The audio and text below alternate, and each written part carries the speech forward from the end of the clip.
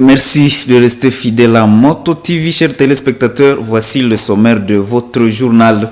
Les victimes du bombardement du 3 mai dernier dans la ville de Goma reposent désormais en paix à Kibati, dans le territoire de Nyiragongo. Elles ont été conduites à leur dernière demeure après des cérémonies funéraires organisées à leur intention par le gouvernement provincial du Nord Kivu. C'était à l'esplanade du stade de l'Unité. Tout pour le sommaire. Et voici l'intégralité de votre journal. Les victimes du bombardement du site de déplacés de Mugunga à Goma viennent d'être inhumées ce mercredi 15 mai 2024. L'inhumation intervient 12 jours après le bombardement de Mugunga par les terroristes du M23 et un mémorial a été érigé à leur intention. Détail dans ce récit.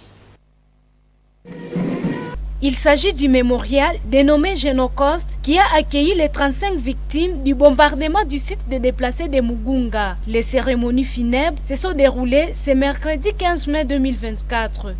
Les victimes ont reçu leur dernier hommage au stade de l'Unité de Goma avant d'être mises en terre sous une grande émotion de leurs proches et familiers. C'était à présence de plusieurs personnalités et autorités politiques. Le gouverneur de la province du Nord Kivu a, dans son mot, rendu hommage aux victimes tout en dénonçant l'agression rwandaise qui ne cesse d'endeuiller le peuple congolais.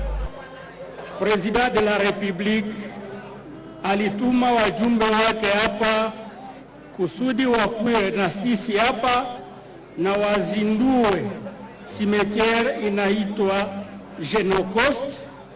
Ile ndio tunaita memoriale yetu kwenye tutakuwa tunazika wa victime wa barbaria wa Nyarwanda na wa M23. Ile memoriale yetu itazindua hapa na ndio tutakuwa tunazika wa victime wetu wa agression. Les corps des victimes ont été mis en terre après le dernier hommage le rendu par le gouvernement et la population de Goma. Pour rappel, les bombes à provenance de la ligne de front entre les rebelles du M23 et les FARDC ont ciblé vendredi 3 mai dernier et camp des déplacés au quartier Mugunga à Goma. Ces bombardements a fait plus de 35 morts et 37 blessés parmi les déplacés de guerre en provenance du territoire de Massissi. Et nous revenons en ville de Butembo. Des jeunes ont paralysé la circulation au centre-ville de Butembo la soirée de ce mercredi 15 mai. Ceux-ci contestent le rejet de la candidature de Mbusa Nyamwisi au bureau de l'Assemblée nationale. Joël Tali a intercepté cette manifestation. Voici ce reportage. 18h, quand nous avons rencontré ce mouvement ici au rond-point VGH. Quelques minutes ont suffi pour que ces jeunes intensifient ce qui n'était qu'une simple action de contestation en une manifestation de grande ampleur. Du feu sur cette artère, des jeunes avec des calicots à main circulent autour de cette place publique. Sur leurs calicots, l'on peut lire des messages de contestation à la décision de la commission chargée des élections du bureau définitif de l'Assemblée nationale, rejetant la candidature de Mbusa Nyamwisi à la vice-présidence de cette institution. La circulation interrompue quelques minutes, le centre-ville de Butembo vit une brève débandade orchestrée par ce groupe d'indignés. Environ toute une heure de ce mouvement avant que la police ne débarque pour établir de l'ordre et éteindre le feu allumé par ces jeunes. Rappelons qu'à ce même poste de deuxième vice-président de l'Assemblée nationale, Christophe Mboson Kodia a aussi déposé sa candidature. L'écartement de Mbusa Nyamwisi passe dans la course en faveur de Christophe Mboson Kodia et ce qui a créé cette frustration dans cette famille politique, surtout que l'élite de Butembo a aussi des députés qui ont manifesté leur soutien à sa candidature. Clôture des épreuves hors session de l'examen national de fait d'études professionnelles NFEP, édition 2024 en ville de Butembo. Pour cette troisième et dernière journée de passation de cette épreuve nationale, la Moto TV a fait un tour dans certains centres ce mercredi 15 mai. C'était une journée consacrée à la pratique.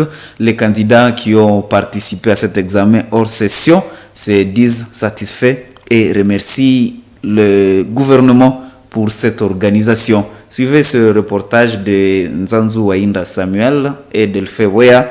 C'est rendu par Nelly Mwengesiali. Il Sola, c'est candidat à cet examen national de fait d'études professionnelles édition 2024. Pour ce mercredi, dans tous les centres, c'était uniquement la passation de l'examen pratique dans différents domaines professionnels.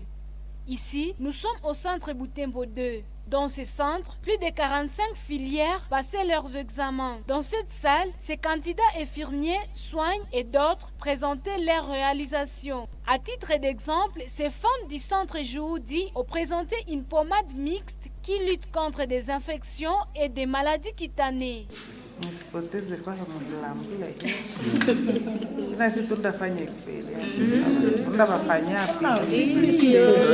Loin de là, il y a ceux de la construction, la plomberie, l'art culinaire et autres domaines en démontrant ce dont ils sont capables.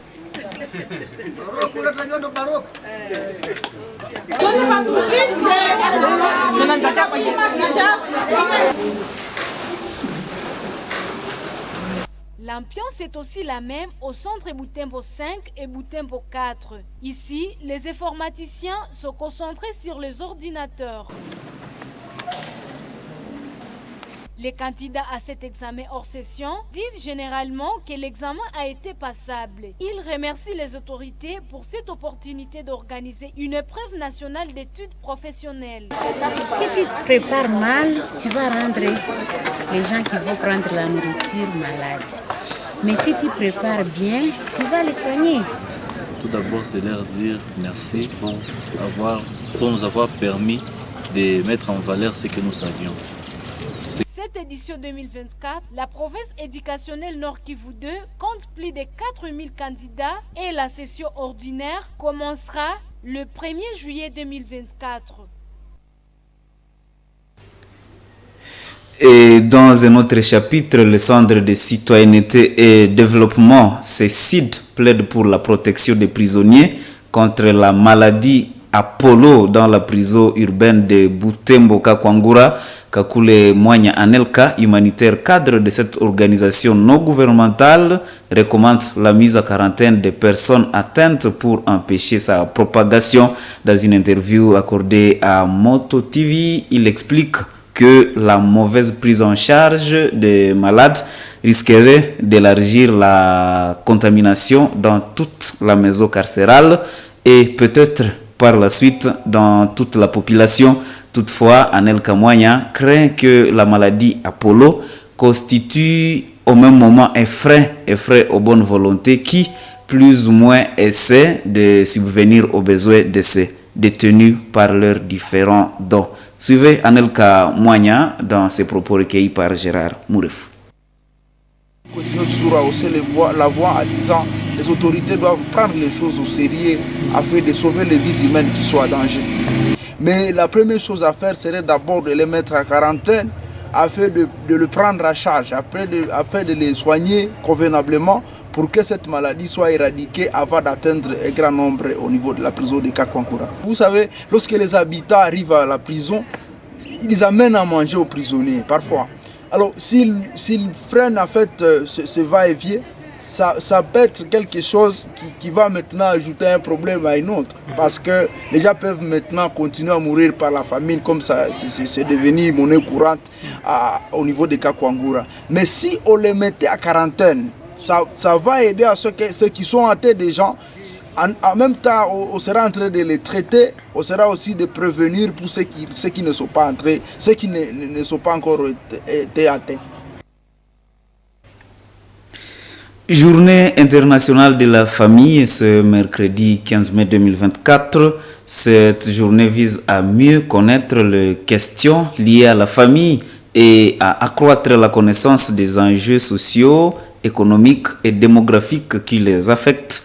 À l'occasion de la journée, Tade Siahi Vira Karampura, membre de la commission pastorale de la famille COPAF, indique que la famille restreinte devrait plus mettre l'accent sur la prière pour enseigner aux enfants des bonnes valeurs chrétiennes. Ce père de famille dit que la langue maternelle est aussi une des richesses que le parent devrait prendre en considération aux côtés des valeurs morales et éducatives à inculquer aux enfants. Des propos de Tade Siaïwira ont été recueillis par Mirembe Chitaouite et Eugénie Moussebirwa. Surtout par rapport à l'ancien temps de notre communauté, nous trouvons que avant la famille, on avait l'habitude de vivre à côté toujours de ses enfants, de son épouse et la communauté avec les membres de la communauté dans le véranda, ainsi de suite. Mais actuellement, les activités ou bien les professions qui guettent tout chacun de la famille, ça nous oblige à quitter l'ancienne méthode de vie pour adapter une nouvelle méthode et qui permet maintenant la désolidarisation. On ne vit plus vraiment la solidarité comme avant. Alors c'était un très mauvais constat. Ça oblige, la vie nous oblige d'aller faire autre chose que ce que nous faisions dans l'ancienne communauté. L'ancienne communauté, il y avait la sédentarité. On travaillait sur tous les champs. Alors, ce sont des activités qui permettaient de vivre toujours dans un même milieu sans beaucoup de déplacements. C'était vraiment une bonne culture et ça permettait qu'on puisse ne pas perdre ses valeurs culturelles. La science est aussi là pour nous, une opportunité pour notre communauté. Mais aussi revenir à ces contes, ça permet de nous rappeler ce qui s'est passé dans nos familles restreintes. Alors nous ne devons pas aussi seulement nous passer à la science occidentale, il faut aussi revenir à notre culture, les bonnes valeurs effectivement. Mesdames et messieurs, téléspectateurs de Moto TV, c'est cette page qui me fait à cette édition du journal. Merci de l'avoir suivi. Au revoir.